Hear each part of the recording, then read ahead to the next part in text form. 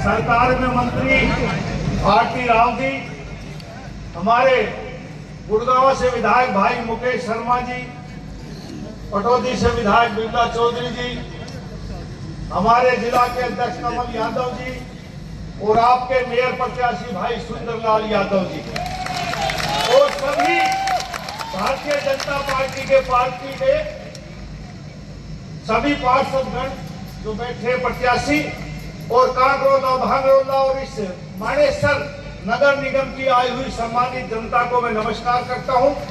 और भाई हमारा ये जो नगर निगम का इलाका है ये दो लोक विधानसभाओं में बंटता है, पटौदी और बादशाहपुर में। बादशाहपुर की जनता का बहुत बहुत आभार व्यक्त करता हूं, इनका धन्यवाद करता हूं कि पिछले 4 महीने में जब चुनाव हुए आपने मुझे विधायक चुन के भेजा। आपका बहुत बहुत धन्यवाद, बहुत बहुत आभार।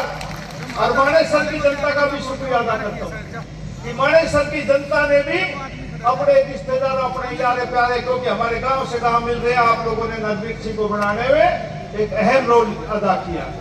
साथियों, देश और प्रदेश में भारतीय जनता पार्टी की सरकार है। अब मेयर के चुनाव है, पार्षद के चुनाव है, 2 साल से चुनाव नहीं हो पाए। गुड़गांव का आम मतदाता परेशान है, चाहे वो मानेसर का हो, चाहे गुड़गांव नगर निगम का हो। छोटी छोटी बातों पे परेशान होता है। हमारा बादशाहपुर विधानसभा और गुड़गांव विधानसभा बहुत बड़े हरियाणा के विधानसभा क्षेत्र हैं। एमएलए कहां तक आपकी सुने, कितनों की सुने। अब ये पार्षद गुड़गांव और मानेसर में चुने जाएंगे तो ये आपके अपने काम का हक बांटेंगे, हाथ बांटेंगे आपका। कहीं समस्या सीवर की है, कहीं पानी की है, कहीं बिजली की है, कहीं रोड की है। इतनी समस्या इन नगर निगमों में है जिनका समाधान बिना ट्रिपल इंजन की सरकार के नहीं हो पाएगा। साथ ही इसमें कह रहा हूं कि पिछले 10 सालों से दिल्ली में आम आदमी पार्टी की सरकार थी, ऊपर भारतीय जनता पार्टी की सरकार थी। दिल्ली में कहां विकास हो पाया? यदि वहां भारतीय जनता पार्टी की सरकार होती तो मैं कह सकता हूं इस 10 साल में यमुना नदी इतना गंदा नहीं होती।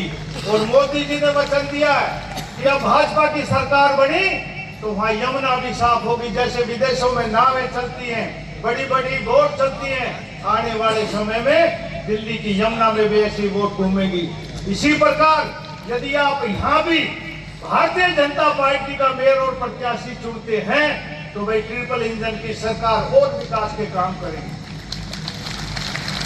साथियों, हमारा तो इलाका ये अहिरवाल का इलाका, बिना एजुकेशन का इलाका, शरीफ लोग बसते हैं। सुनने में आता है कि जो प्रत्याशी चुनाव मैदान में हैं वो क्रिमिनल किस्म के लोग भी यहाँ हैं। ये सरदारी बैठी है यहाँ। कोई भी चुनाव हुआ कभी आपने क्रिमिनल किस्म के व्यक्ति को गांव में सरपंच या कभी एमएलए या एमपी आप लोगों ने बनाया? आप इस गुड़गांव को किस दिशा और दिशा में लेके जाना चाहते हैं? अपहरण, फिरौती, जमीन पे कब्जा, क्या चाहते हैं आप गुड़गांव में, इस मानेसर में? नहीं साथियों, हमारे पूर्वजों ने ये संस्कार हमें नहीं दिए। हमारा शरीफ इलाका है। इस सुंदरलाल में कोई कमी हो तो बताओ। एक शरीफ आदमी, लोग कहते नहीं अरे हम उसको वोट देंगे, आज 2 रुपए की दारू पी लोगे, कोई पैसे खा लेगा। इस इलाके को क्रिमिनल बनाना चाहते हो आप? नरवीर सिंह के हाथ जोड़ के प्रार्थना है कि गुड़गांव को क्रिमिनल हाथों में मत जाने दो। मैं सरकार में मंत्री हूं, नायब सैनी जी मुख्यमंत्री हैं। जब क्रिमिनल के हाथों में आप अपनी सत्ता खुद सौंप रहे, हम कहां तक बचाएंगे आपको? इसलिए हाथ जोड़ के प्रार्थना है, आने वाली 2 तारीख को कमल के फूल का बटन दबाना। इतना अच्छा मुख्यमंत्री भारतीय जनता पार्टी ने दिया है। ये हरियाणा के 11वें मुख्यमंत्री हैं। मुझे 7 मुख्यमंत्रियों के साथ काम करने का मौका मिला। ये 7वें मुख्यमंत्री है जिनकी कैबिनेट में मैं शामिल हूं। साथियों, सभी मुख्यमंत्रियों ने अपने अपने समय पर अच्छा काम किया, लेकिन नायब सैनी जी में कुछ खासियत है। एक तो सुबह से लेकर शाम तक थकते नहीं और आप लोगों का वास्ता कम पड़ा होगा। मेरे साथ 14 से 19 तक कैबिनेट में वजीर रहे।